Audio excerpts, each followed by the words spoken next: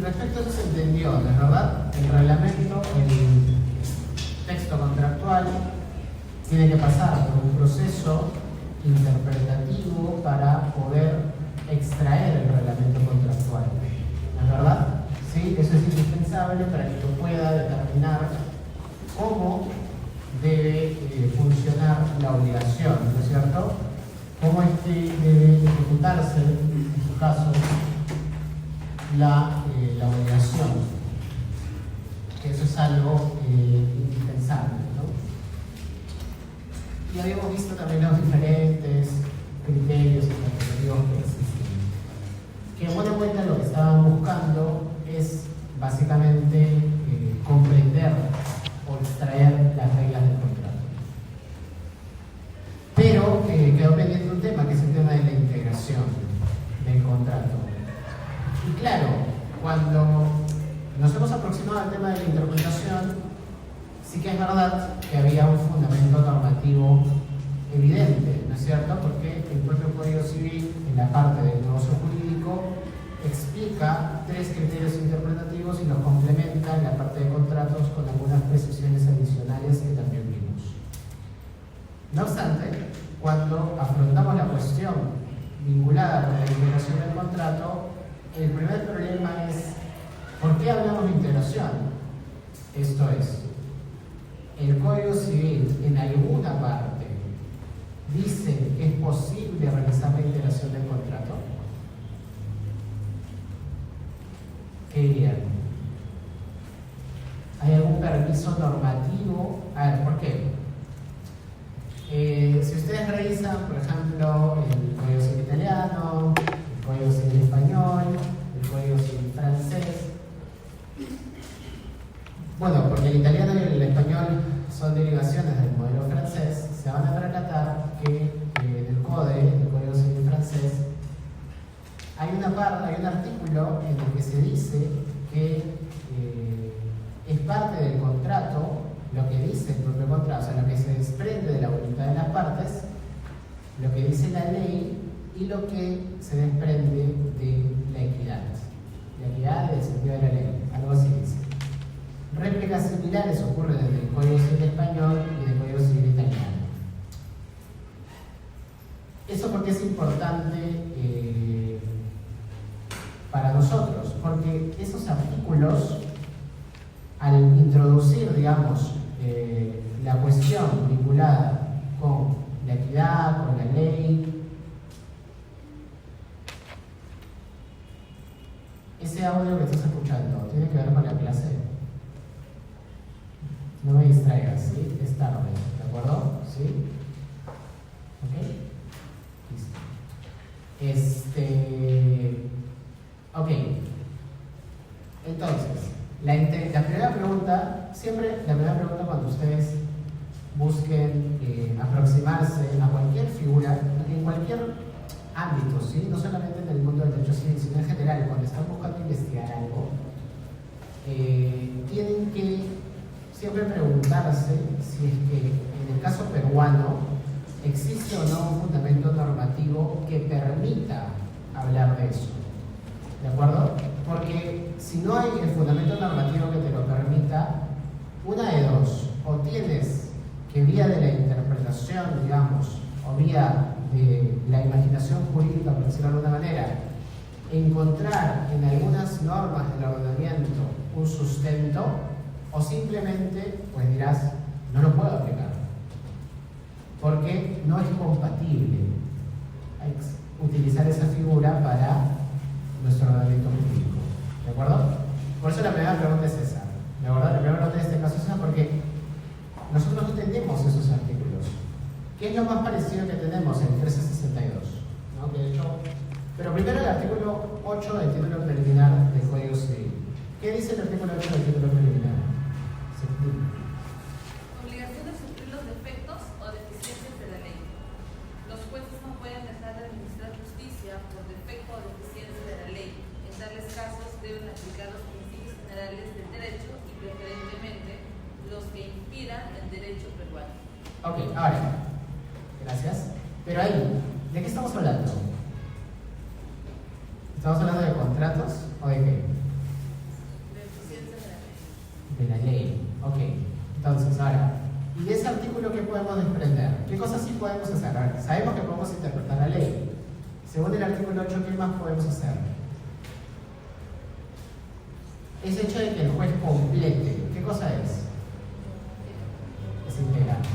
Entonces, en principio, el artículo 8 nos permite, y esto es aceptado por la doctrina, por la jurisprudencia, el artículo 8 permite bajo ciertas reglas, es cierto, bajo ciertos cánones, bajo ciertos permisos, integrar los vacíos que la ley tiene.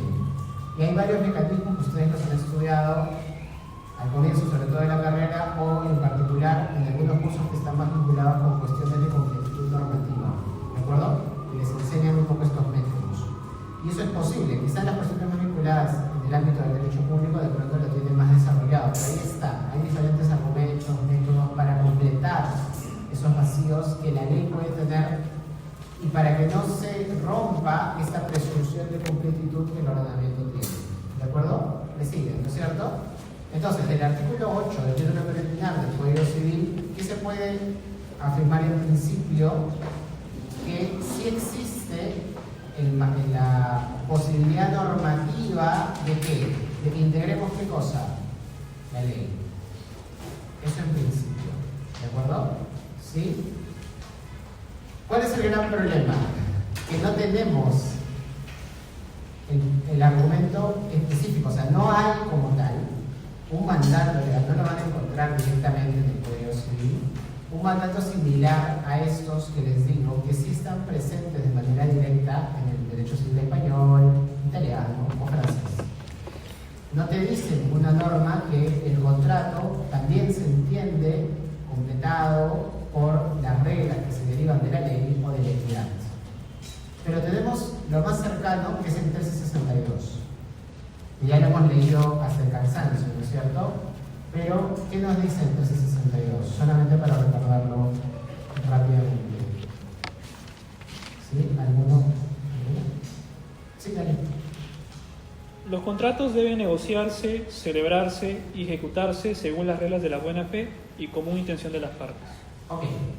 Medio discutible, pero la doctrina ha aceptado que, la jurisprudencia, que cuando el 362 dice ejecutarse según las reglas de la buena fe y común intención de las partes, esa parte que dice, esa frase inicial de ejecutarse según las reglas de la buena fe, abriría la puerta para que a través del principio de la buena fe nosotros podamos integrar en algunos casos esos vacíos que el reglamento contractual podría tener.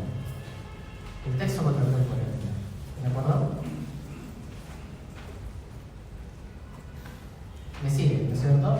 ¿Sí? ¿Se entiende, no es cierto? Esa es la justificación, ¿sí? Porque claro, yo les podría hablar directamente de la integración, pero tiene que haber un fundamento normativo para poder explicarla.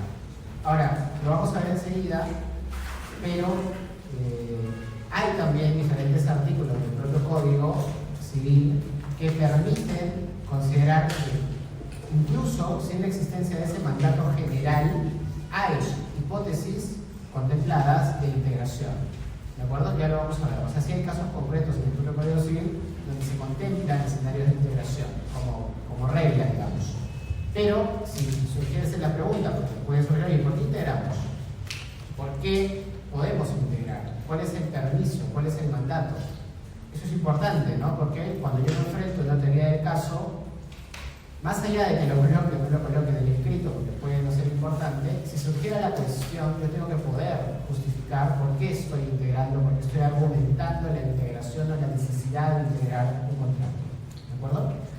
Entonces, eso en principio. Ahora, la integración es completar el texto, es completar el reglamento contractual.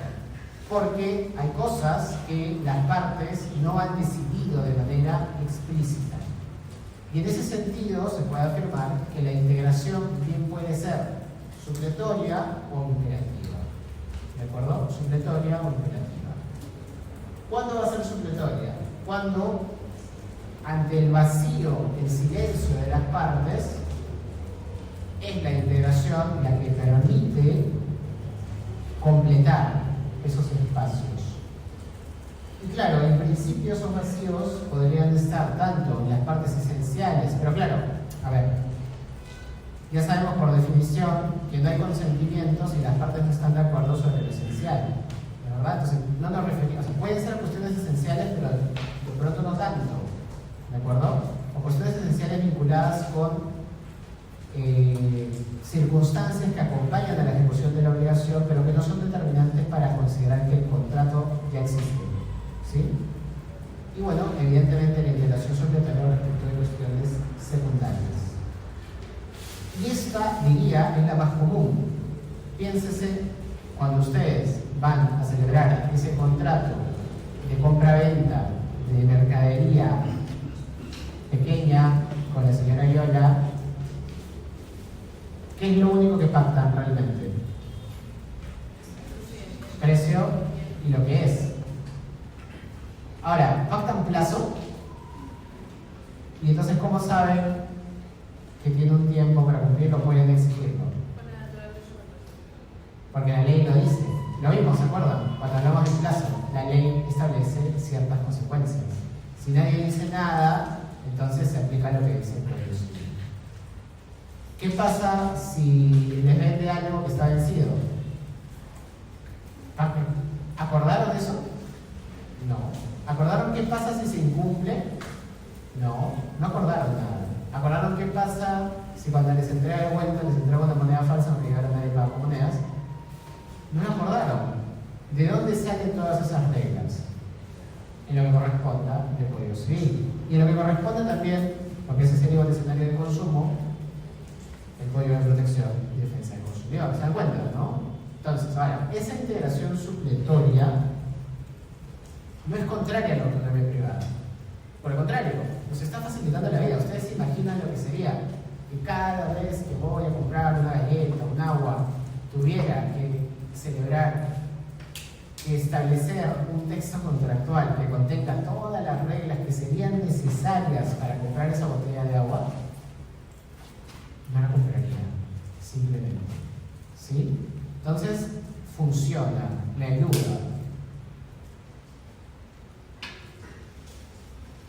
Y claro, ahí solamente basta recordar a lo que ustedes ya conocen, que es el tema de las famosas normas o reglas dispositivas, supletorias o derogables. Todas esas están integrando, todas.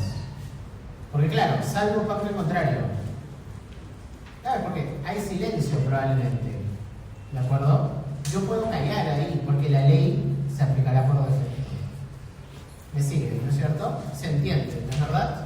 Ok. Ahora, entonces, como lo dije, ¿no? Se considera, en la peruana, que el 1362, en el mundo de los contratos, complementado con el gran permiso que existe para la ley del artículo 8 del título preliminar, nos permite resolver la parte de la integración.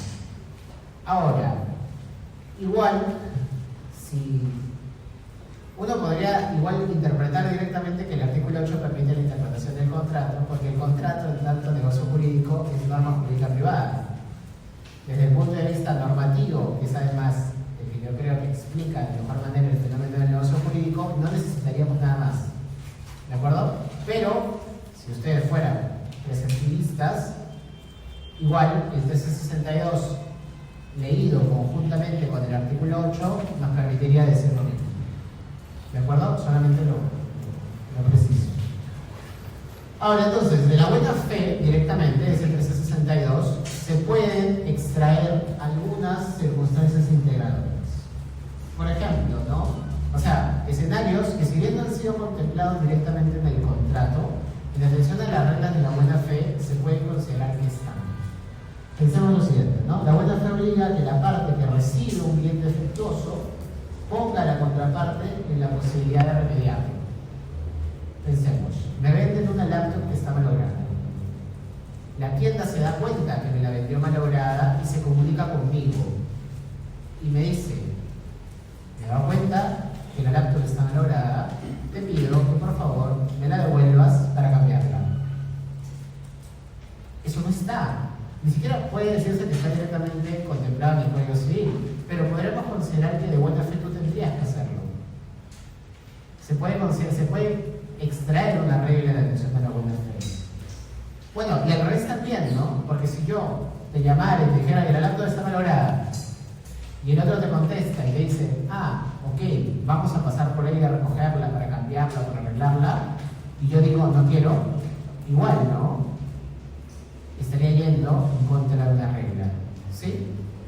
Por ejemplo, la buena fe obliga a cooperar para permitir el cumplimiento de la prestación a cargo de la contraparte.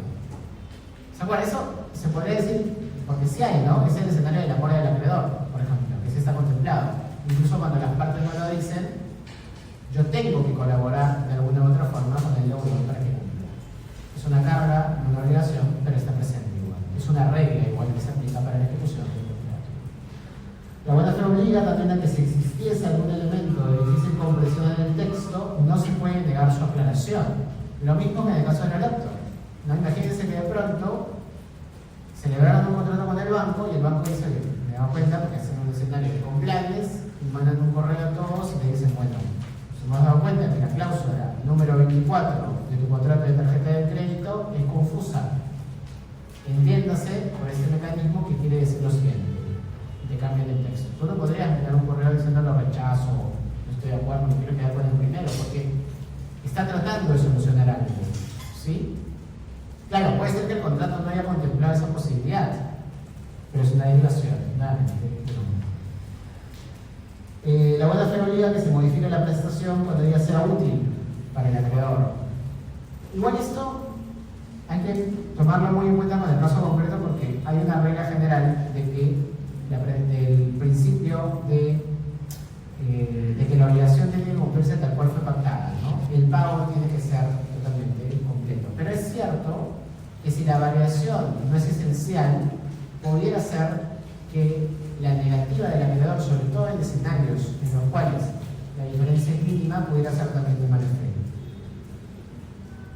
Luego, la buena fe obliga a que se renegocie el contrato cuando ha ocurrido que se le dieron contractor sobrevivido. Igual es bien, no lo he explicado todavía aquí con ustedes, pero eso hay que tomarlo con pinzas, ¿de acuerdo? Pero también está la posibilidad, que yo la tengo escrita por ahí de manera bastante intensa, pero hay que tomarlo con muchas pinzas.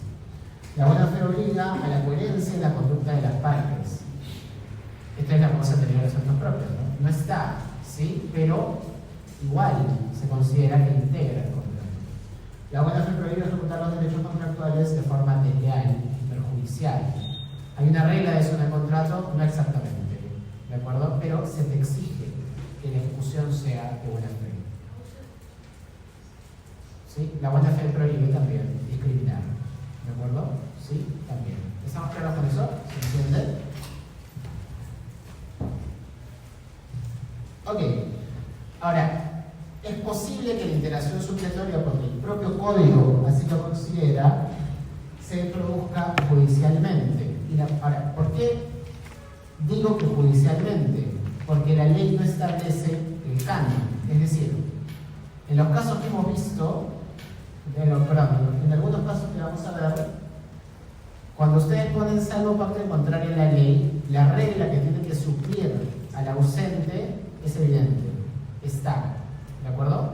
Piénsense, por ejemplo, en todo el escenario de teoría del riesgo, todo eso es supletorio.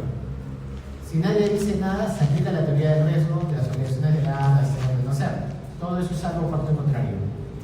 La ley ya me da la solución. Pero en estos casos, la ley no me lo dice. Vayamos al artículo 182. ¿Sí? ¿Alguien puede leer el 182, por favor? ¿Sí? 182. Artículo 182.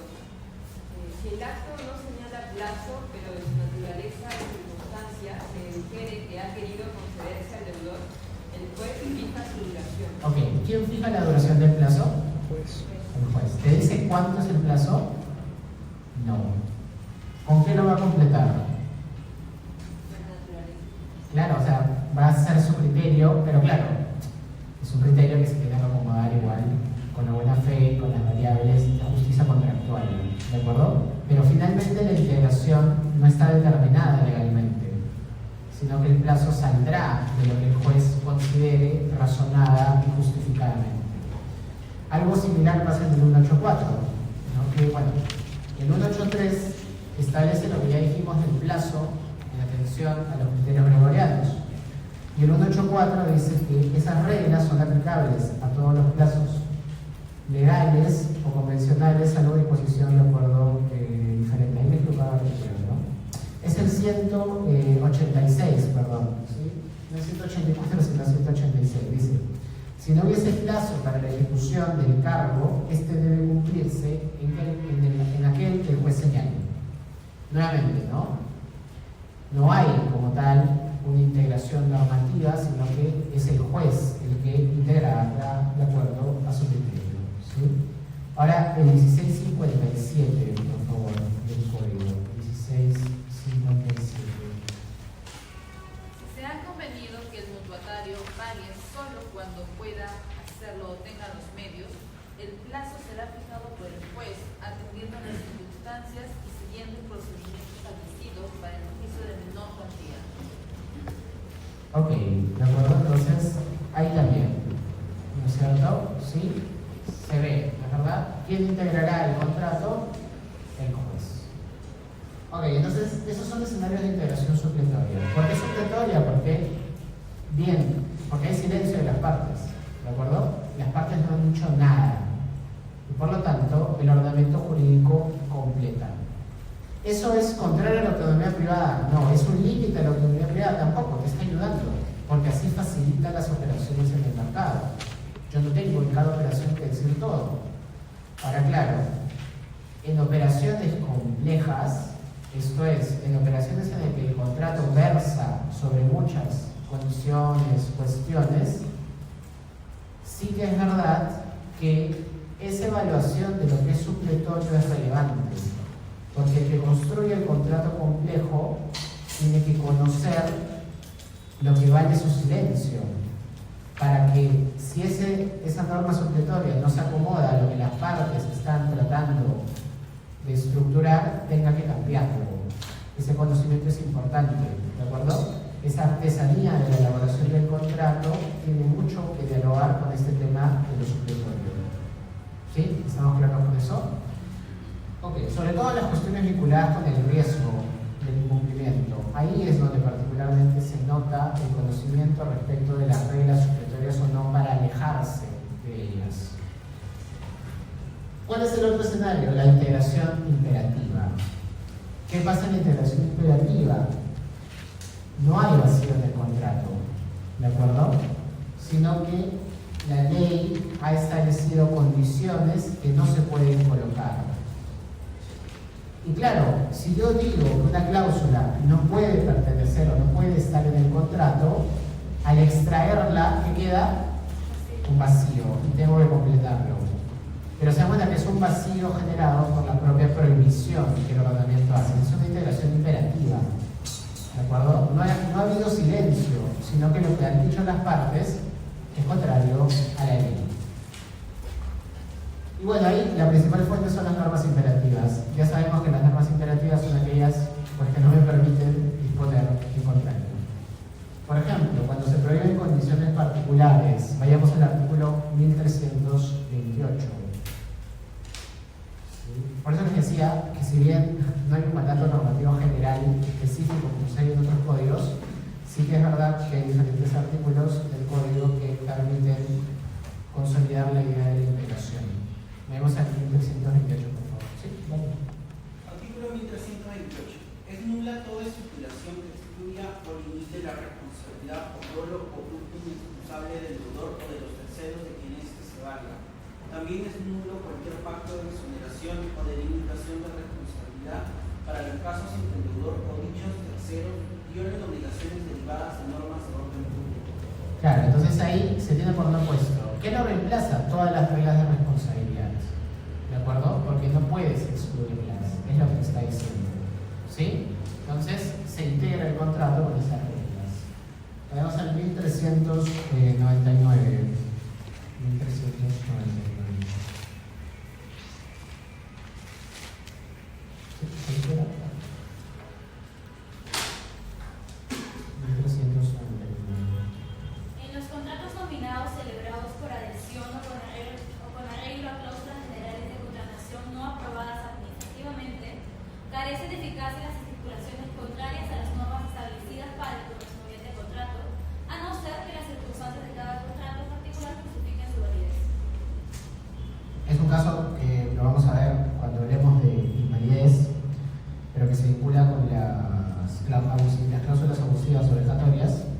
Y claro, no, te está diciendo, salen porque están prohibidas. ¿De acuerdo? Hay un mandato, se completará con lo que corresponda. ¿Sí? También, no hay una prohibición expresa. Y bueno, para el último ejemplo de esto, 1528, por favor. 1528. Sí, ahí.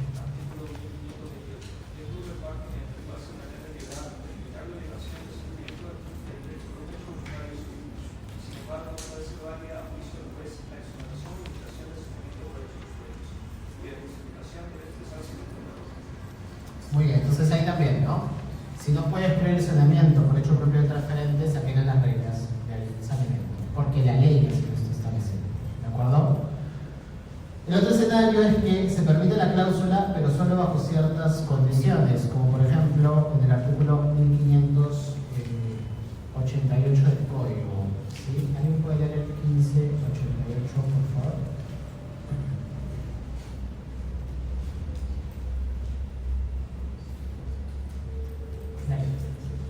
Artículo 1588. El plazo para ejercitar el derecho de resolución es de 2 años tratándose de inmuebles y de 1 año en el caso de inmuebles, salvo que las partes estipulen un plazo menor. El plazo se computa a partir de la celebración de la compra-venta. Si las partes convienen un plazo mayor que indicar en el primer párrafo de este artículo o prorrogan el plazo para que sea mayor de 2 años o de 1 año según el caso, el plazo, la prórroga se consideran reducidos al plazo legal. Ahí nomás. ¿Se dan cuenta, no es cierto? Te prohíbe la estipulación, no te la prohíbe, hace algo distinto. Te dice, puedes hacerla, pero hasta este límite. Es lo que dice el segundo párrafo, ¿no es cierto? Porque si estableciste un plazo mayor, ¿cómo se integra? Te lo corta, ¿no es cierto? Hasta el plazo máximo establecido. Es una cosa distinta, se dan cuenta, ¿no? No es una prohibición total. Te permito la condición bajo ciertas circunstancias. Ok, 1680. En el 1688 pasa algo similar también, ¿sí? 1688. El plazo del arrendamiento de duración determinada no puede exceder de 10 años. Cuando el bien arrendado pertenece a entidades públicas o a incapaces, el plazo no puede ser mayor de 6 años. Todo plazo o prórroga que exceda de los términos señalados se entiende reducido a dichos plazos. Lo mismo, ¿no es cierto? Sí, estamos en el mismo escenario, ¿de acuerdo? Entonces, hay varias circunstancias en las cuales la ley integra imperativamente. ¿Estamos claros con estos supuestos? ¿Sí? ¿Se entiende? ¿Tienen dudas con esta integración? Se entiende su utilidad, ¿no es cierto? ¿Y cómo es que es lo mismo que pasaba con la interpretación, ¿no? Parece algo que es súper abstracto, pero si se aterriza, digamos, en cuestiones prácticas, se ve que está todo el tiempo. Solamente que a veces no lo explicitamos como que estamos integrando. Pero la ley te exige la integración en muchos casos. ¿De acuerdo? ¿Sí? ¿Estamos claros con esto? Ahora, ojo, esos no quiere decir que son los únicos escenarios, ¿no? Porque como hemos hablado de la buena fe, hemos visto que hay diferentes circunstancias donde se puede concretizar dependiendo mucho de los hechos que concretamente han ocurrido en ese ámbito. Sí. Una cosita, en el caso de cuando la prestación se torna excesivamente onerosa, ¿habría una integración supletoria o extranjera? Lo dicen por la renegociación. Sí, cuando yo la Ah, no, lo dicen por la regla como tal. Entonces, que aumento disminuye la contraprestación. Sí. Ese aumento disminuye la contraprestación sería una integración supletoria por el juez. Porque, claro, el supuesto de excesiva onerosidad como tal no se ha contemplado en el contrato. Porque ese artículo 1440 y los siguientes no se aplicarían si es que las partes hubieran establecido una regla. Si ellos se adelantaron y dijeron, bueno, porque por eso, si yo incorporo cláusulas de indexación, por ejemplo, ya no aplico el 1440 porque lo contemplaste. ¿De acuerdo? Entonces sí, es supletoria siempre. Bien, podríamos haberla colocado ahí, ¿de acuerdo? ¿Dudas con esto? ¿Adicionales? ¿No? ¿Todo claro? Ok. Me avisas palabras, ¿eh? Creo que todavía falta. Ok, vamos a lo siguiente, ¿sí? Con esto ya cerramos esta parte del reglamento como tal. Es esta cuestión de los contratos por adhesión. paro es un fenómeno distinto, ¿de acuerdo? Y porque hay reglas particulares que se aplican a estas circunstancias, en particular lo vinculado con las cláusulas generales de contribución. Hay unas cuestiones pequeñas, ¿sí? Porque claro, pareciera ser, siempre que nos acercamos a los contratos por adhesión, que es evidente que se vinculan con la cuestión de consumo, eso no hay que negarlo, pero pareciera ser que estas cuestiones que se vinculan con el derecho de consumo, aunque nosotros no lo vamos a explorar de esa manera, sino más bien desde la mirada del derecho civil, pero lo cierto es que la existencia de mecanismos de protección a los compradores, es cierto, en el mundo romano, en los mercados del derecho romano, no había el grado de industrialización que tenemos a día de hoy, ¿de acuerdo? Es decir, ¿qué es lo característico de la industrialización? Que el productor fabrica en masa cuando todavía no sabe si lo van a comprar, ¿no? Lo fabrica para una oferta potencial, con la esperanza de que alguien compre su producción. En el mundo romano, claro, no es que yo no hiciera un tanteo y de pronto me iba a Egipto, compraba dátiles y rogaba que llegaran completas la mayoría y que cuando fuera al mercado de Roma les gustara a los patricios. Eso es una cosa distinta, porque igual ahí estoy pensando en un mercado muy concreto, muy chiquito, muy acotado. Además, estoy pensando en gente a la que ya conozco y que por eso justamente puedo vender de esa manera, ¿no? No obstante, pese a estas grandes diferencias entre esos mercados, el mercado siempre ha existido, ¿de acuerdo?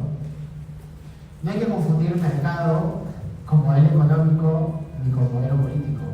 El mercado siempre ha existido todo el tiempo, antes incluso del capitalismo, ¿de acuerdo? Que ningún libertario le diga lo contrario.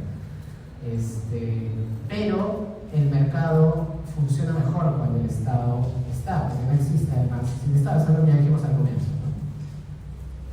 Y eso se ve aquí, por ejemplo, porque incluso en esos mercados pequeños, donde además no había turismo, o sea, todo era muy local. ¿Se dan cuenta? El hecho de que para nosotros, entre comillas, sea, entre comillas, normal poder viajar a todas las partes del mundo con el costo de un ticket y a horas, y de manera relativamente sencilla, porque solamente meto unas cosas en una maleta, me subo a un avión y al día siguiente estoy en otro continente, es una cosa reciente, ¿de acuerdo? Entonces eso no existía, entonces en un mercado totalmente local.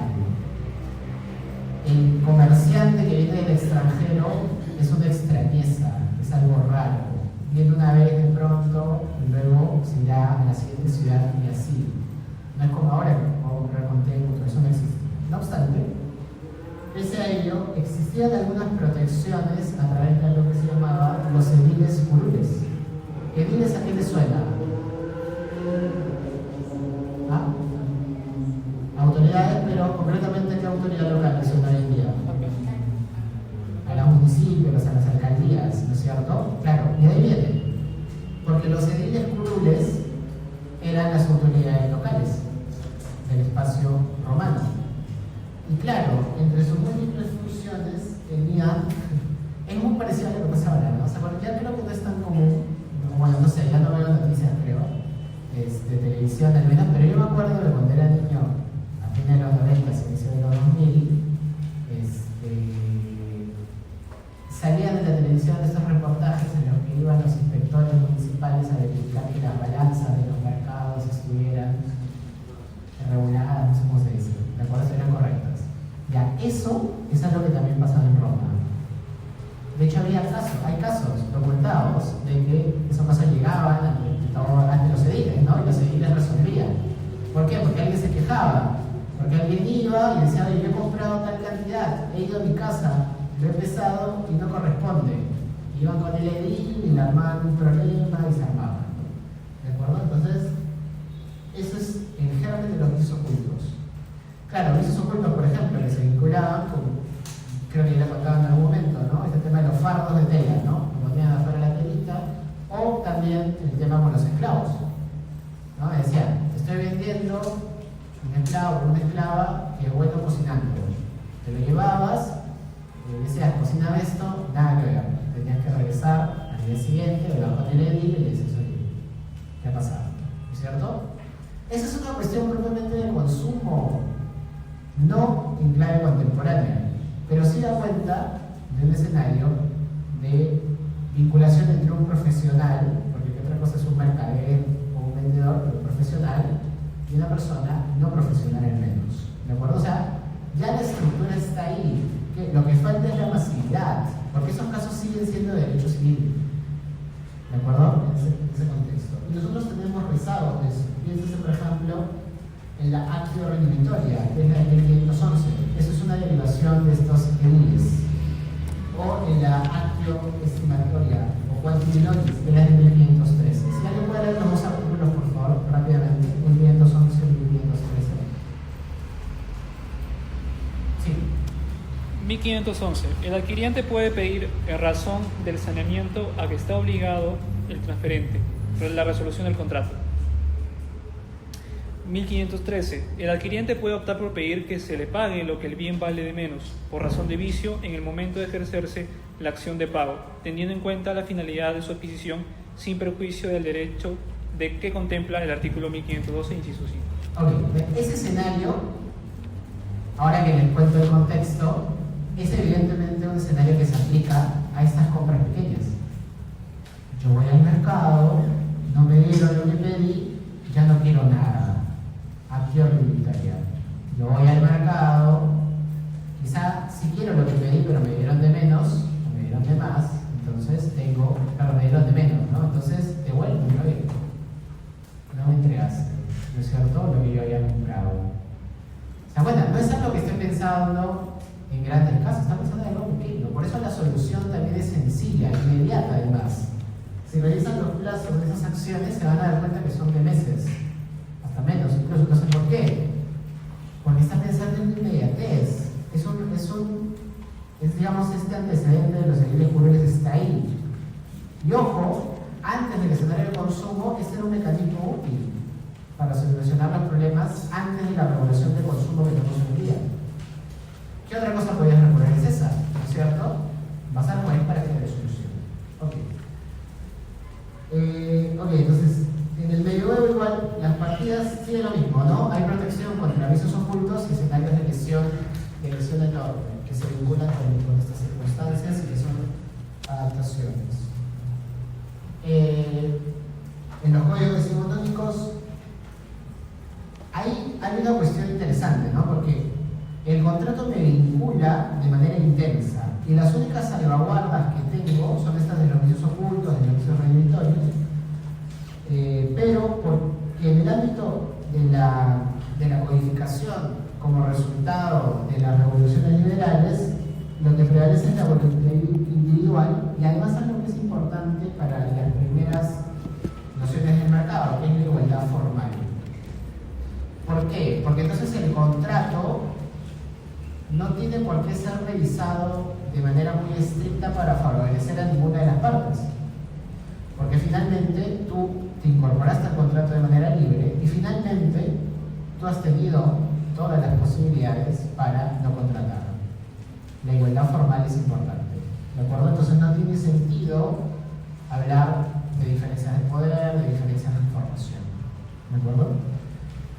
Lo ven claramente en el código del diseño original y en el BBB también del diseño original.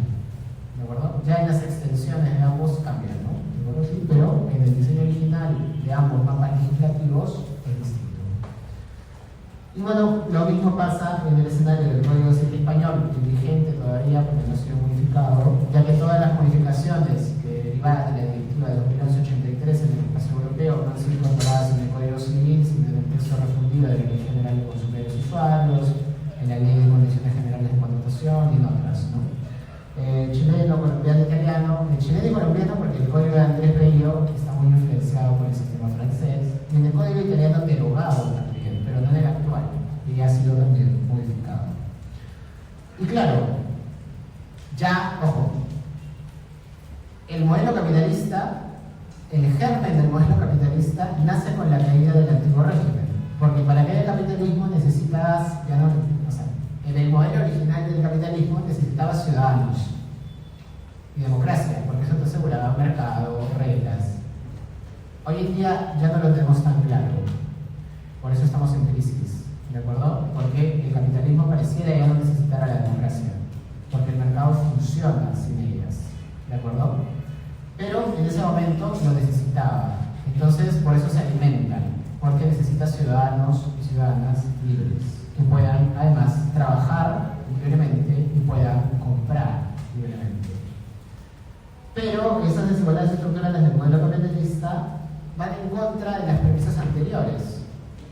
Pensemos en los escenarios de explotación laboral y de contratos por adhesión, ¿de acuerdo? Que surgen en esos escenarios.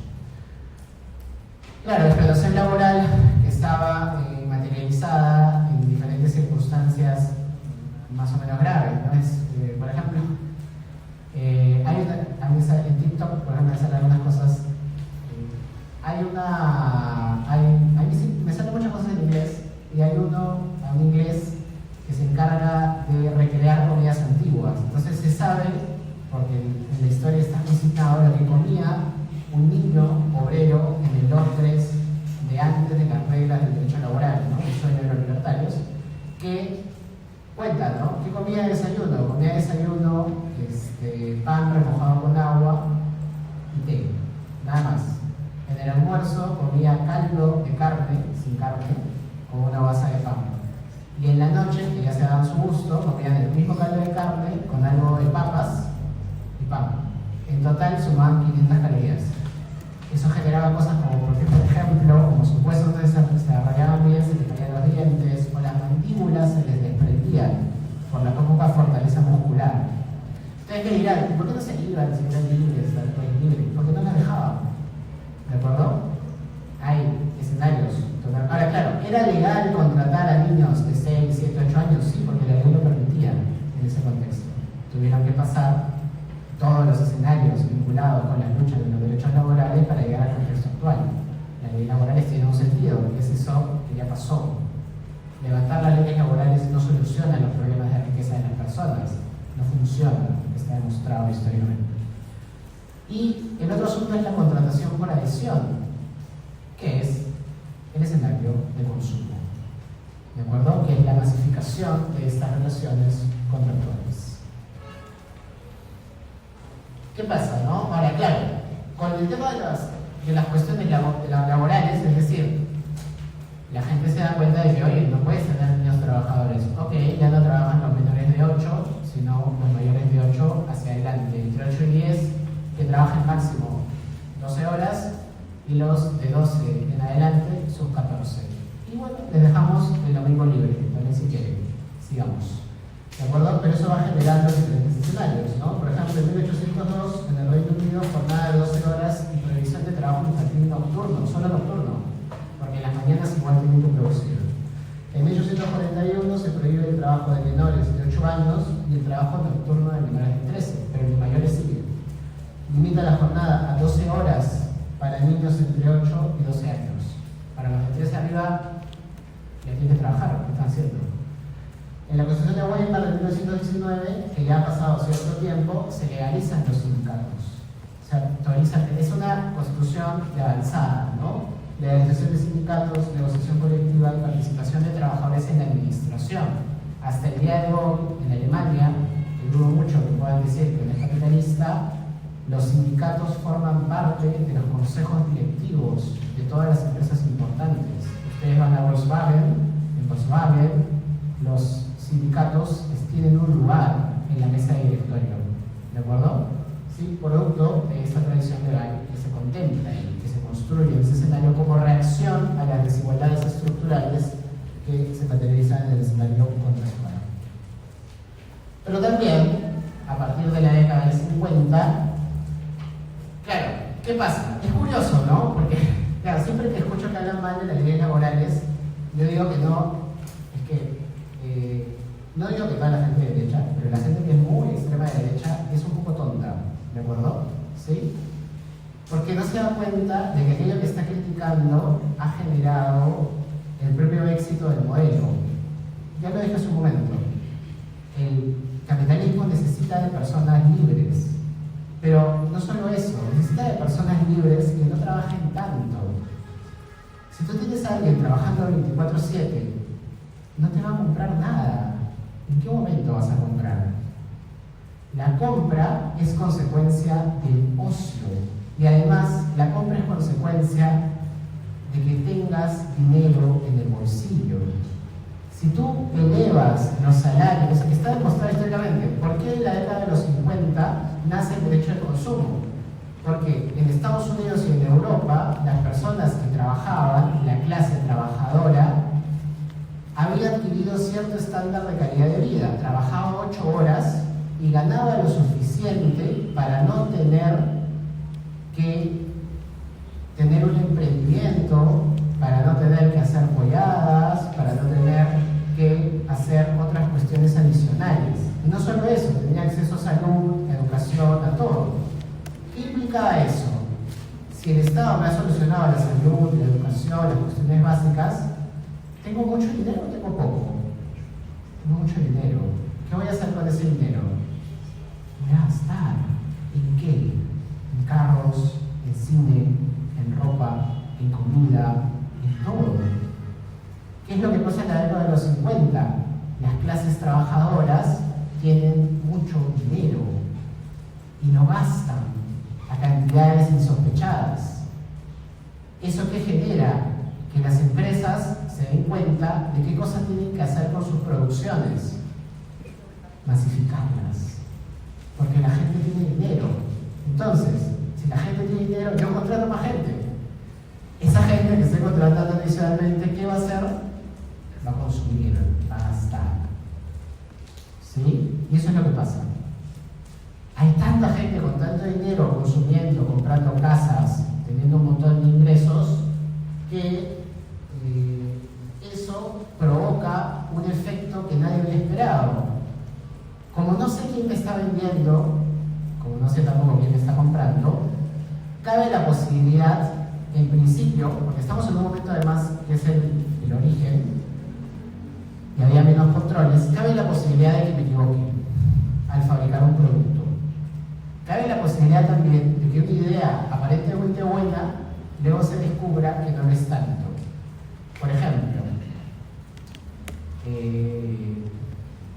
si no, ahora que lo pienso, mi algoritmo de TikTok es muy histórico, pero les cuento algo de historia también. ¿Qué pasa? Me sale siempre, no sé por qué, estas cuentas de TikTok de productos antiguos.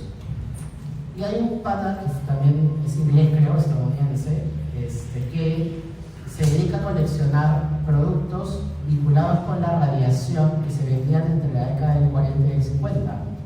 Recuerden que en ese momento la energía nuclear era algo totalmente novedoso y no se tenía muy claro para qué servía. No es la primera vez que pasan cosas raras. Piensen en los escenarios de la cocaína, por ejemplo. La cocaína y las anfetaminas, en algún momento, entre la década de los 60 y los 70, se daban a los niños. Se daba, claro, paréntesis, mucho se habla de este tema de las amas de casa de esa época, y ustedes saben que para que les daban a las esposas de los Estados Unidos, que solamente eran amas de casa, les daban anfetaminas. Y claro, estaban felices porque estaban totalmente drogadas, ¿no? Imagínense hacer eso 24/7, lavando plata, lavando ropa, todo manualmente, es una locura. Y acá pasa algo curioso, aparte de esos errores, pasa algo curioso. Había una empresa que vendía unas especies de jarras con canitos que tenían radio, porque se puso de moda tomar agua radioactiva, literalmente. Porque pensaban que era energética. Entonces, imagínense, ¿no? Ahora, ¿era una producción masiva? Sí. ¿Realmente el que lo fabricaba sabía que podía hacer daño? En ese momento no, porque todavía las investigaciones estaban tan avanzadas. De acuerdo a la ciencia no había determinado eso.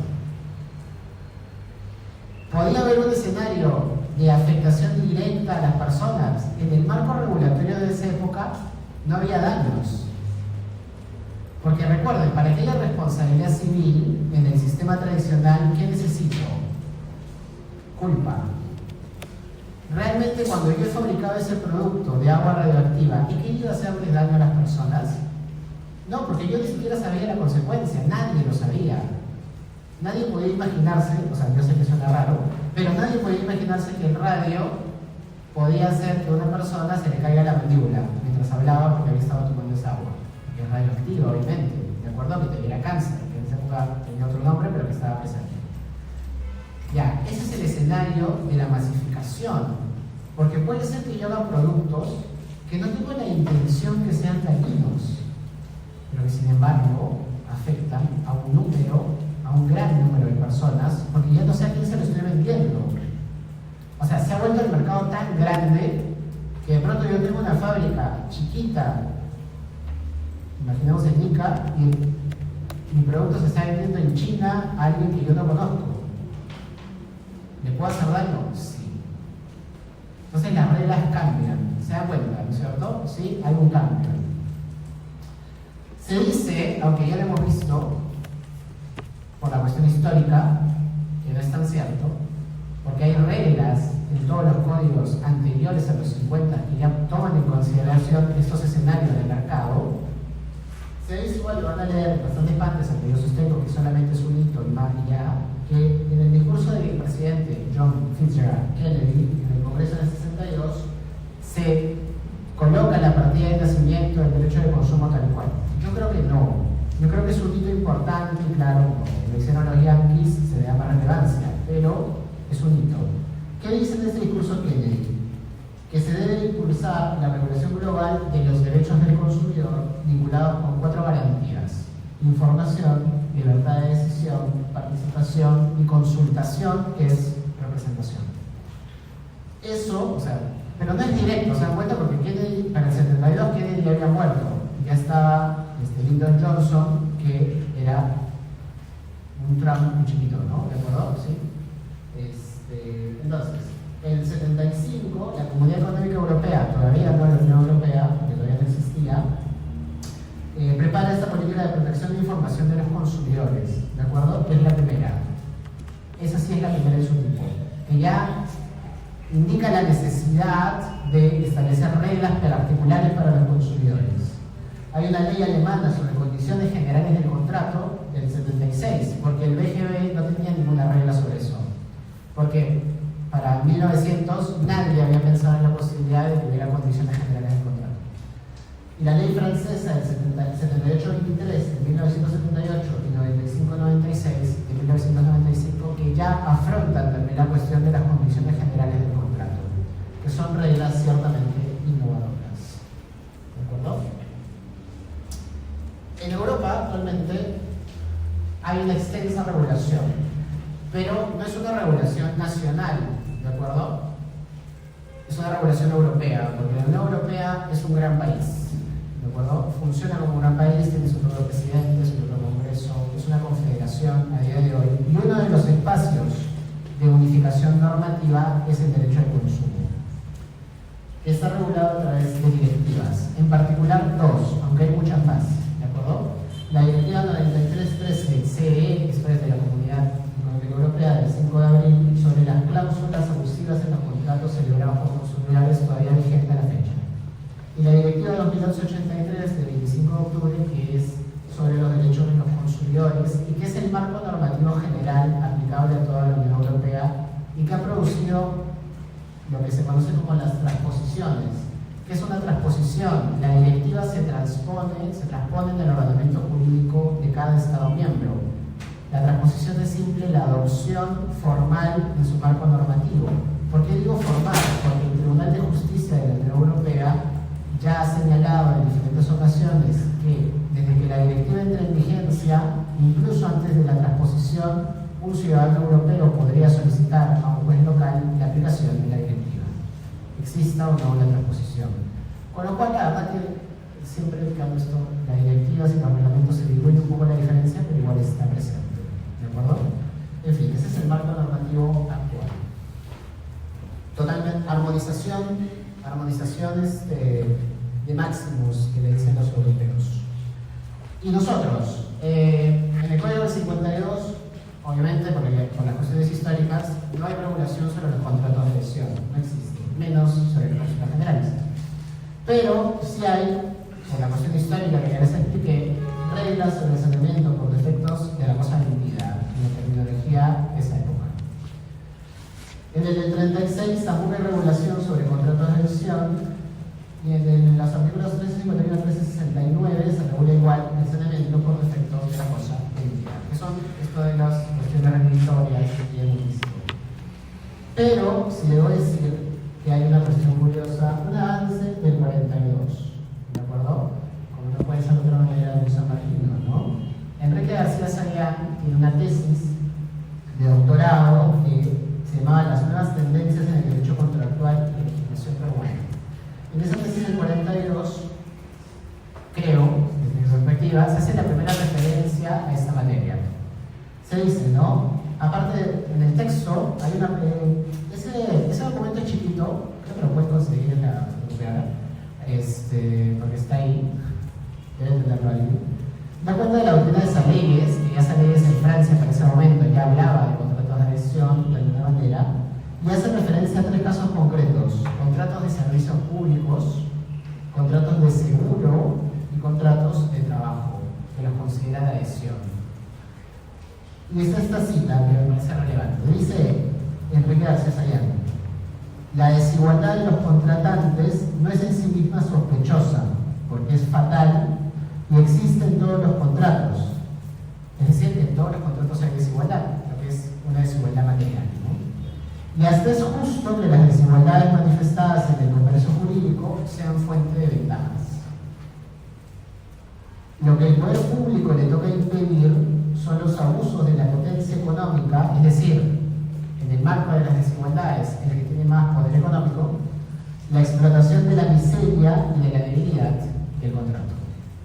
¿De acuerdo? Es decir, está poniendo de relieve el hecho de que pueden existir casos en los que la igualdad material sea de tal suerte que requiera la ruptura de lo que hasta ese momento era la regla por el escenario francés, de que no se puede romper la presunción de la igualdad formal. Pero él dice lo contrario, ya en el año 42. Igual, en el mismo sentido, aunque posteriormente, y haciendo referencia al trabajo de García Sayán además, Baratiarán en el 44 y Manuel de la Puente Lavalle en el 83. ¿De acuerdo? Manuel de la Puente Lavalle en el 83. En un texto que tiene antes de la codificación, ¿no? El 79 sí tenemos ya una primera referencia expresa. En el artículo 110 de la Constitución Política del Perú del 79, en la que sale el gobierno de Velasco, en este artículo 110, en la última línea se dice, ¿no? Con igual finalidad, hablando del régimen económico, dice: con igual finalidad, fomenta el Estado los diversos sectores de la producción y defiende el interés de los consumidores. Yo diría que esa es la primera referencia expresa, en el 79, que se habla ya propiamente de consumidores, y sea peruano, ¿no? Porque lo de García Sayán es más abstracto, ¿no? Más sencillo. Está hablando de la desigualdad general en 3 casos concretos. Pero ya el 79 se materializa. Y en el del 84 hay una fuerte influencia del Código Civil italiano, que el Código Civil italiano, por cierto, ya introduce regulación sobre contratos por adhesión y cláusulas generales. Y como ya les he dicho varias veces, como Max Arias solamente hizo una traducción de la parte de contratos y le puso Código Civil peruano, felizmente eso está también en el Código del 84, ¿de acuerdo? Yo diría que esta es la parte menos modificada y menos comprendida además por el legislador, por unas cosas que voy a decir cuando hablamos de cláusulas generales. ¿De acuerdo? Y ahí se ve, ¿no? Esto es, entre el artículo 1390 y el 1401 hay un verdadero régimen de contratación de consumo, aunque con otro nombre. ¿De acuerdo? ¿Sí? Que es la contratación por adhesión y las cláusulas generales de contratación. Me corrijo ligeramente.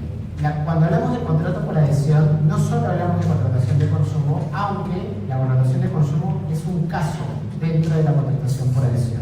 ¿De acuerdo? Ahora lo explicamos. Falta un montón, ya. Luego, en la Constitución del 93, ya de manera más explícita, el artículo 65, ¿se acuerdan, no? ¿Cómo pasamos? En la Constitución del 79 era una última línea en el régimen económico. en la Constitución del 93 es un artículo entero, solo dedicado al tema del consumo, que da cuenta del cambio de los tiempos, ¿no? Cómo es que el interés por la materia va aumentando. ¿Qué te dice el 65? Que el Estado defiende el interés de los consumidores y usuarios. Ya está. Para tal efecto garantiza el derecho a la información sobre los bienes y servicios, así mismo vela por la salud y seguridad de la población. El germen para una legislación que desarrolle ese mandato constitucional. ¿De acuerdo? El artículo 65 es la razón por la que luego, en sede peruana, se desarrolla toda una legislación que protege a los consumidores. Y ahí está, ¿no? El 83 se introduce un conjunto de medidas extraordinarias en defensa de los intereses de los consumidores. En el 91, nuestra primera ley de protección al consumidor y sus modificatorias. En 2010, el Código de Protección y Defensa del Consumidor y sus modificatorias a la fecha, que han sido varias. ¿De acuerdo? Hemos ido avanzando, ¿no? Ahora, claro, este es el fenómeno de la descodificación, porque, como lo dije hace un momento, en el Código del 84 ya había un régimen. No es que no existiese, ya había un régimen, pero le crean este régimen paralelo. ¿De acuerdo? O este régimen especial, si se quiere. ¿Sí? Estamos claros con eso, ¿no? Entonces, ahora sí, vayamos al 1390. ¿Cuándo hay contrato por adhesión? Cuando una de las partes, colocada en la alternativa de aceptar o rechazar íntegramente las estipulaciones fijadas por otra parte, declara su voluntad de aceptar. 390 dice casi lo mismo, ¿no es cierto? Pero lo he copiado literalmente, me corrigen si necesito. ¿Qué es lo característico de ese 1390? En principio, hay una parte que ha prediseñado el texto contractual, ¿no es cierto? Sí, ¿de acuerdo? Ojo, ya sabemos que no es lo mismo texto, reglamento, ¿no? Entonces, hay una parte que ha prediseñado el texto contractual, sí. Hay una parte que además, cuando realiza la oferta, no permite contraoferta, no lo permite. ¿Qué es lo único que permite? Aceptación. Aceptación o rechazo. Ahora, la pregunta ahí es, ¿por qué no permite contraoferta? Sí, no, ya, ¿y por qué? O sea, ¿dije para qué o por qué? ¿Por qué no? Ya está bien, no, me estoy confundiendo, es por la hora. ¿Por qué es que digo que no permite? Porque hay una cuestión que la ley está tomando en cuenta, pero que no lo dice explícitamente, que es el poder económico. Claro, porque a ver, en puridad, si yo ahorita voy a cualquier tienda por departamentos del país, no está prohibido que yo contraoferte. Pero ¿qué va a pasar cuando lo haga? Te van a decir, no me importa, tú eres uno más, sigue, ¿no es cierto? Si tú no quieres comprar, hay una fila entera, dale. ¿Sí? ¿Qué es lo mismo que pasa además en el escenario laboral, por poner la comparación? ¿No es cierto? Un trabajador tiene cero poder de negociación. Porque si viene y te dice, el siguiente, ya está. ¿De acuerdo? ¿Sí? Hay cero posibilidades de negociar ahí, por eso la ley tiene que intervenir. ¿De acuerdo? Acá pasa lo mismo. El consumidor tiene cero posibilidades de negociación. Entonces la ley no reconoce. Y por eso estipula el 1390. ¿Por qué el Código Civil define en el 1390 el contrato por adhesión? Porque está estableciendo que en el ámbito del 1390, los contratos que se encuentran en lo que el 1390 establece, ya no operan del todo las reglas que hemos estudiado hasta el momento. Hay un atemperamiento que favorece al consumidor, ¿de acuerdo? O a la parte que se adhiere, en todo caso. Y hay dos modalidades de contrato por adhesión según lo que se desprende de ese 1390. Una primera, que son aquellos en los que el adherente se pliega de adhesión a la declaración del oferente de manera libre, sin que medie algo que lo obligue indefectiblemente a aceptar. Hace un momento les dije que no solamente hablamos de escenarios de consumo, porque no solamente hablamos de escenarios de consumo. Claro, una cosa es que yo vaya a la tienda por departamento, quiera cambiarle el precio, y la persona me diga, circula, ¿no? Por favor. Es el... no voy a hacer eso. El meme de los Simpsons, ¿no? Que ella lo dice. Soy millennial, al fin y al cabo. No, que entra al restaurante Homero de... ¿Cómo es? De Elegante. Bueno, no me acuerdo. Pero la cosa es que se da la vuelta porque lo botan, ¿no? Más o menos lo mismo, ¿de acuerdo? Y claro, lo mismo puede pasar en otros escenarios. Pensemos, por ejemplo, en lo siguiente. ¿Qué pasa cuando, por ejemplo, Coca-Cola quiere celebrar un contrato de distribución con una distribuidora local? ¿Ustedes creen realmente que la distribuidora local tiene la posibilidad de negociar con Coca-Cola? No, porque Coca-Cola le dice, bueno, si tú no quieres, tengo la otra distribuidora y la otra, ¿no? Así que o lo tomas o lo dejas. ¿Hay contrato de adhesión ahí? Sí, también. ¿De acuerdo? ¿Es un escenario de consumo? No. Pero es importante que escuchen lo que estoy diciendo. Porque no se entienda que el 1390 no tiene ámbito de aplicación. Sí lo tiene. ¿De acuerdo?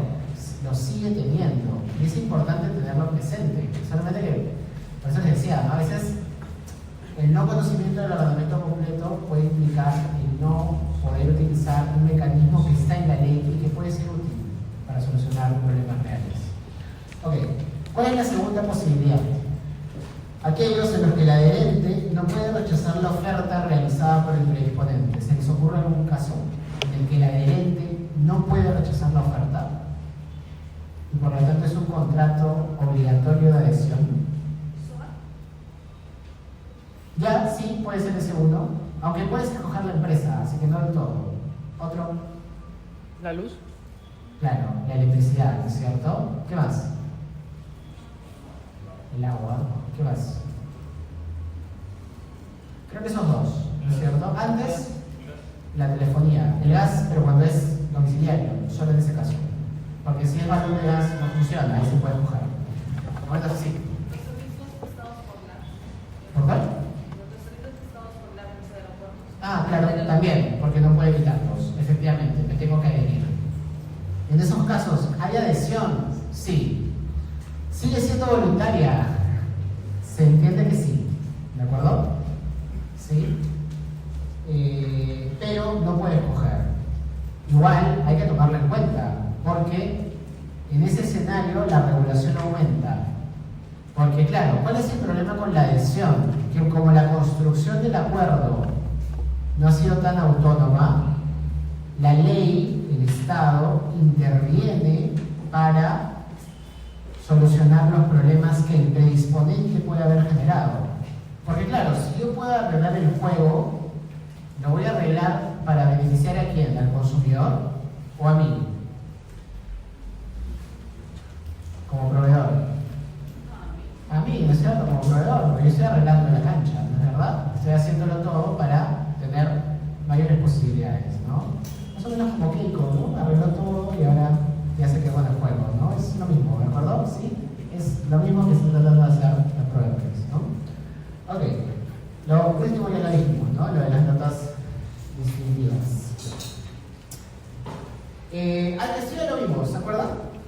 Cuando hablamos de diferentes formas de formación del contrato, dijimos que una de ellas era la adhesión a contratos abiertos, que está en el 1391, que ya lo habíamos dicho, solamente lo recordamos aquí porque está también en esta parte, ¿no?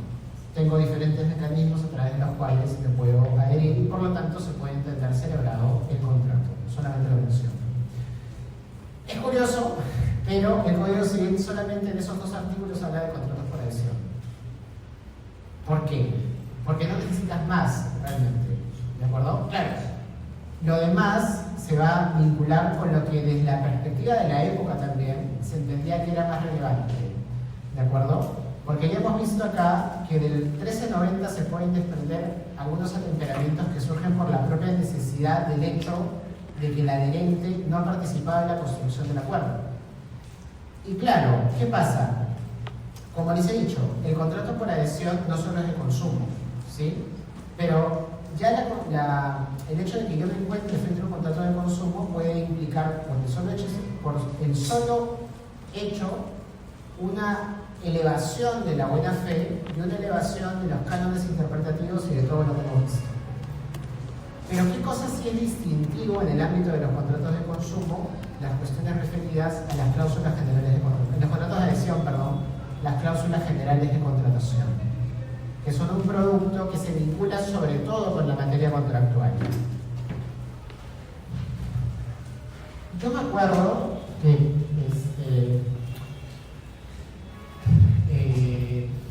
hasta que Espinosa no me pidió escribir estos comentarios, yo, pese a que ya, una confesión rara, pero pese a que ya habían pasado años y había trabajado ya mucho tiempo en Indecopy, me seguía pareciendo extraño cómo estaba construida la regulación. Esto es, ¿por qué había una diferencia tan intensa entre cláusulas generales de contratación y contrato de adhesión? Sí, me parecía que era un poco lo mismo, pero entiendo que hay un matiz. ¿Qué pasa? El contrato por adhesión implica una predisposición, pero no necesariamente implica que la predisposición es abstracta. ¿De acuerdo? No necesariamente implica que hay una abstracción de la predisposición. Pensemos nuevamente en el caso de Bacus y la distribuidora. Podría ser que Bacus ha construido ese contrato solo para ti. ¿De acuerdo? Igual sería haciendo contrato por adhesión. Ahí hay un matiz. ¿Eso quiere decir que no hay cláusulas generales en ese caso? No hay. ¿De acuerdo? ¿Sí? Entonces, en cambio, cuando hablamos de cláusulas generales, la cláusula general no es el contrato mismo. Es algo que se construye de forma externa y que como consecuencia del consentimiento del adherente pasa a formar parte del contrato. Pero es algo que es externo. ¿De acuerdo? Por eso explica algunos matices. Cuando ustedes tienen tarjeta de débito, tienen tarjeta de débito. Cuando celebran el contrato de tarjeta de débito, se dan cuenta que firman varias hojas. Y entre ellas se les entrega un cuadernillo donde están las condiciones generales de contratación, que se entregan de manera autónoma, porque en ese documento no hay identificaciones del caso concreto bajo ninguna circunstancia. Y adicional a ello se entrega una hoja en la que están las circunstancias particulares aplicables solo a tu contrato. Pero las condiciones generales son inamovibles. ¿Me siguen, no es cierto? Las condiciones son externas, pese a que forman parte del contrato por adhesión. Ahora, una cosa adicional. ¿Puede haber cláusulas generales de contratación en contratos que no sean de adhesión? Sí. ¿De acuerdo? ¿Por qué? Porque podría haber un escenario integrador, que es lo mismo que hacemos con la ley. Podría ser que las partes tengan una relación de confianza ya construida en el tiempo y que si bien cada año negocian las condiciones del acuerdo que mantienen, hay cláusulas generales de contratación que las emplean de manera constante. Es posible perfectamente, ¿de acuerdo? No habría ningún inconveniente con ello. Entonces las cláusulas generales de contratación pueden estar presentes en contratos por adhesión, pero también en contratos en los que no haya, en contratos paritarios como tal. Entonces, estas cláusulas son eficaces porque el adherente ha aceptado ese texto, ¿de acuerdo? Ha aceptado esas condiciones generales abstractas. Y ya me adelanto un poco ahí, ¿no? Pero igual, esto de la necesidad que les he dicho de la aceptación de las cláusulas es cierto incluso cuando las cláusulas generales han sido aprobadas administrativamente, incluso en esa circunstancia, ¿de acuerdo? ¿Sí? ¿Cuáles son las características? Predisposición, porque obviamente hay un principio, ¿no? Generalidad de extracción, porque no lo planteo para una sola operación, lo planteo de manera indeterminada y además ni siquiera sé si va a haber un contrato de ese tipo. No lo estoy planteando porque voy a celebrar un contrato mañana, simplemente lo hago de manera totalmente abstracta, abstracto y general. Y además es inmutable, es inmodificable. ¿De acuerdo? ¿Sí? Si admite modificaciones, entonces ya no es cláusula general de contratación. Ahora, hay un matiz entre cláusulas generales y formulario, pero que en ser peruano no es tan importante. ¿De acuerdo? Si revisan algunos textos que están en el material, se van a dar cuenta que hay un matiz entre cláusulas generales y formulario, pero en sede peruana no es tan relevante, aunque hay un artículo que está más adelante del material que habla acerca de ello. ¿Qué hora es, Ernesto? Son las 9:40. Ok, una pregunta antes de seguir. La próxima semana es el control, ¿no? No. El 1 de septiembre. Todavía tenemos clase. Ya. Sigamos. Es cierto, es el 1, ¿no? Estoy adelantado. Ya. La clasificación se desprende de la propia ley, ¿de acuerdo? La primera de ellas. Pueden ser aprobadas y no aprobadas administrativamente. No necesitan mayores explicaciones porque hay una autoridad que aprueba las cláusulas y ya. Pueden ser principales accesorias si es que tienen o no que ver con los elementos esenciales o secundarios del contrato, neutrales o vejatorias o abusivas, en tanto estén o no en el marco del 1398. Aunque deben saber que lo del 1398 no lo vamos a ver ahora, lo vamos a ver cuando hablemos acerca de los escenarios de invalidez, porque el tema de las cláusulas abusivas es un tema de invalidez. Y vamos rápidamente a la clasificación, que es importante, porque hay materia regulatoria. Aparte del tema de las vejatorias abusivas, la clasificación importante es la de las aprobadas, las cláusulas generales de contratación aprobadas administrativamente. Y acá pasa algo curioso, porque cuando yo estaba haciendo estos comentarios y tuve que ver esta parte de las cláusulas generales aprobadas administrativamente, me encontré con un problema de doctrina, o sea, de investigación, que es que todo lo que comentan esos artículos que hablan de cláusulas aprobadas administrativamente, pueden leer a Manuel de la Puente, a los que comentan en ese momento los comentarios de Gaceta, a todos, salvo Aníbal Torres extrañamente, a todos ellos decían Max Schreiber, todos decían que esos artículos de cláusulas generales aprobadas administrativamente no tenían aplicación práctica, que estaban por las puras, que nunca el legislador las había materializado en casos concretos. Y claro, yo cuando leí eso dije, la autoridad, ¿no? Dije, bueno, voy a trabajar en Decope ese tiempo, y dije, pero qué raro. Si no hay ningún caso, ¿qué cosas son los escenarios bancarios y financieros? ¿Qué es lo de Occidental? ¿Acaso la SBS no aprueba las cláusulas generales de contratación de todos los contratos del sector financiero y de seguros? ¿Acaso Occidental no aprueba todos los contratos, todas las cláusulas generales de contratación? Entonces, claro, dije, pero de pronto yo estoy equivocado, ¿no? Entonces, claro, porque se me está diciendo, y porque incluso la última edición de cuando Manuel de la Puente escribe la última edición de su libro de contratos, ya existía la regulación. O sea, ya existía el SBS, o sea, ya había esa aprobación, ya existía ese procedimiento de aprobación de cláusulas generales de contratación por la administración pública. No obstante, no lo colocan, ¿de acuerdo? Y claro, yo me aseguré mucho, aunque puede ser que igual no haya contemplado todo lo escrito por la materia, pero como digo, me parece, creo que lo que está ahí en los comentarios escritos, que el único que dijo algo distinto fue Aníbal Torres. En un parrafito chiquito dijo esto que yo les estoy diciendo. De ahí todos los demás dijeron eso. Entonces, yo por eso el trabajo planteo de manera muy intensa que hay interpretaciones equivocadas respecto de todos esos artículos porque no toman en consideración todo el desarrollo administrativo que existía sobre la materia. ¿De acuerdo?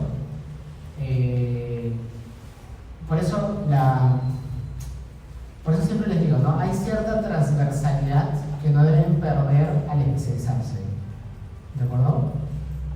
Yo sé que no todos van a ser civilistas, no todos van a tener otras cosas, pero no pierdan esa mirada transversal, porque me parece que ese es el problema, ¿no? Mateo de la Puente, Max Arias, el que comentó la parte de Menezes, todos ellos tenían ese problema, que no conocían lo que estaba pasando en el escenario administrativo. Entonces, por eso, su impresión era totalmente vinculada con el Poder Judicial y ya de pronto las incipiencias del mundo arbitral, pues no hay nada, ¿no? No hay ningún contrato regulado. Incluso colocaban ejemplos muy antiguos en los que decía, bueno, el gobierno militar que ponía el precio de las manzanas. Y decía, pero no tiene sentido, ¿no? Ya estamos en otra realidad y hay muchos contratos que son regulados que son estos de ahí. Y claro, ese desconocimiento explica algunas cuestiones, ¿no?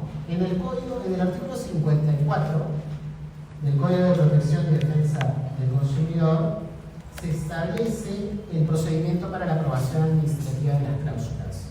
¿Sí? Se dice, ¿no?, que esa aprobación que se hace a través de un procedimiento interno del regulador, sea OCITEL, sea el SBS, se puede cuestionar solo por la vía judicial. Y bueno, se puede hacer un montón de cosas, ¿no? Pero vayamos al 1393, ¿de acuerdo?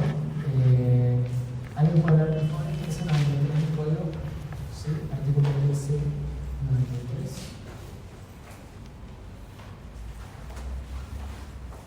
¿Cualquiera? Las cláusulas generales de contratación aprobadas por la autoridad administrativa se incorporan automáticamente a todas las ofertas que se formulen para contratar con arreglo a ellas, sin perjuicio de lo dispuesto en el artículo 1395. Ok.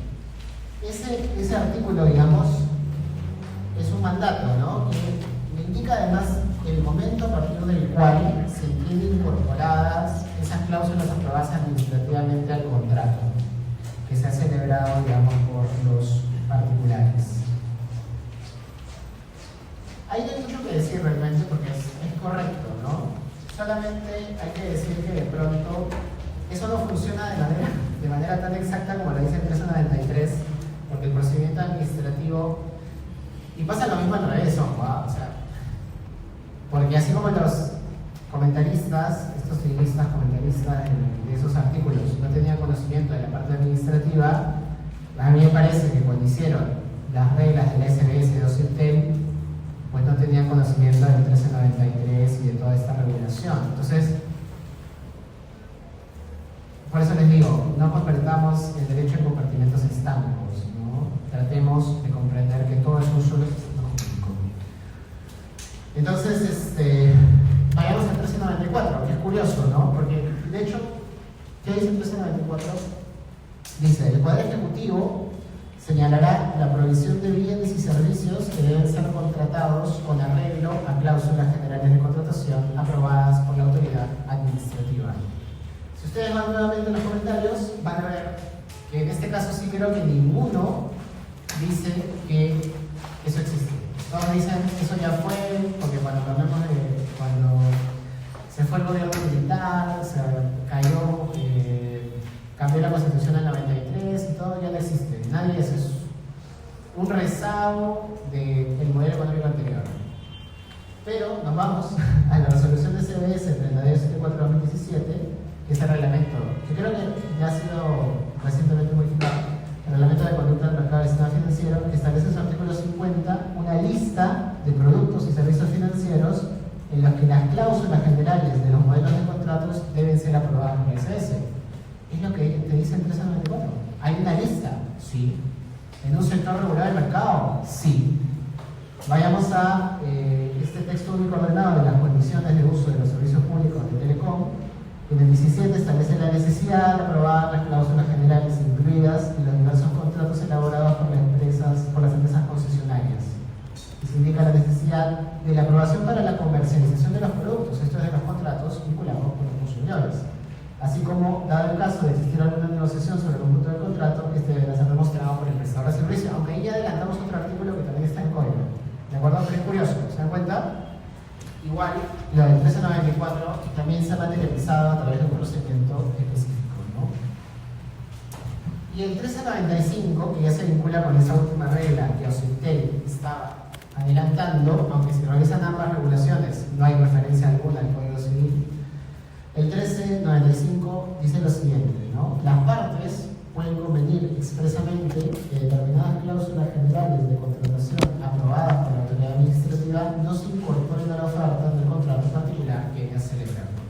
O lo que es lo mismo, que hay un espacio de negociación en un contrato por adhesión. Ahí puede haber varios escenarios, ¿no? Que estemos en un contrato paritario con cláusulas generales de contratación o en un contrato por adhesión con cláusulas generales de contratación. Si es el primero, existirá la posibilidad. Si es el segundo, por definición no, aunque todavía es posible. ¿De acuerdo? Porque la regla de la aplicación de la normativa de consumo no exige necesariamente la adhesión. Puede haber escenarios de negociación bajo ciertas circunstancias.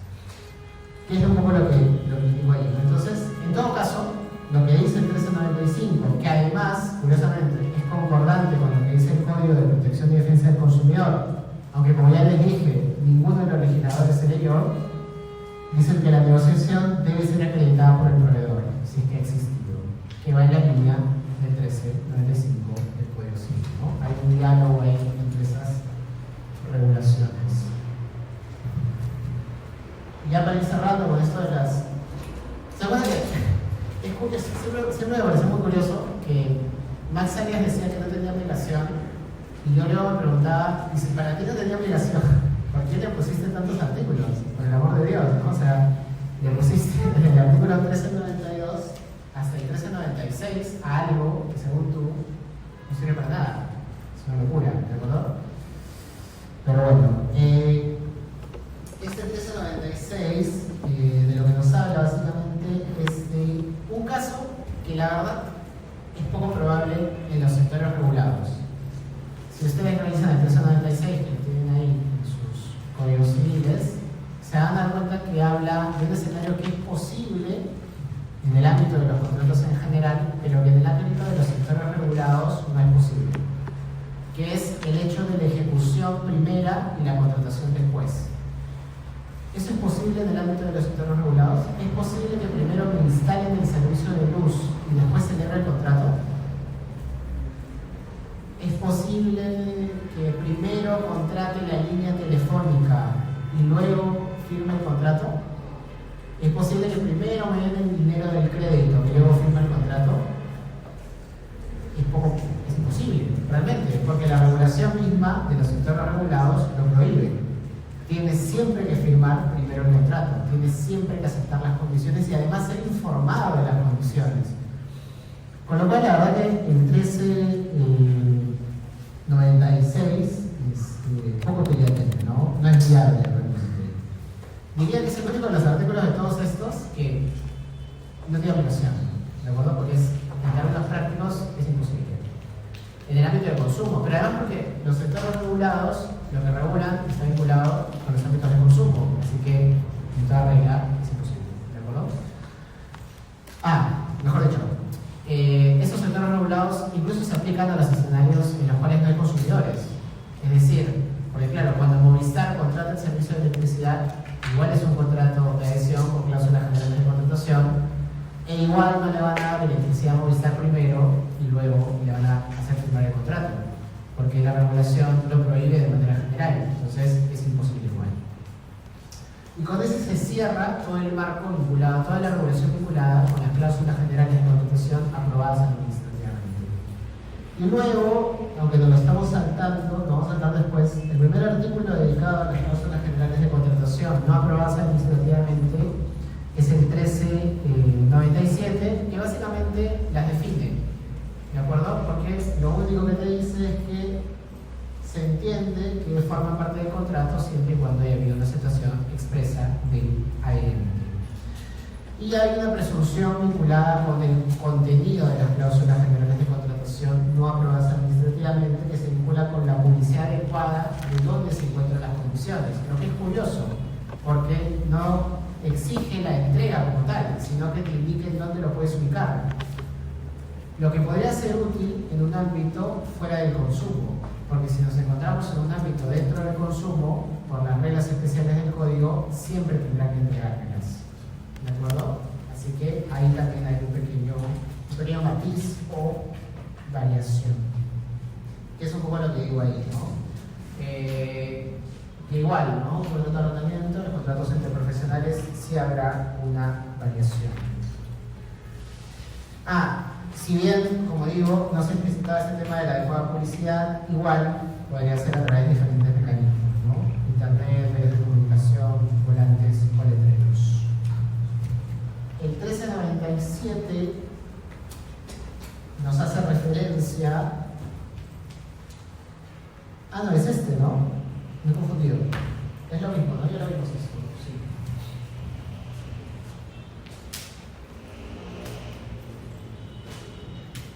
Se estaba saltando el 1398 y 1399 porque tiene que ver con cláusulas abusivas, ¿de acuerdo? Eso lo vamos a ver al hablar de invalidez.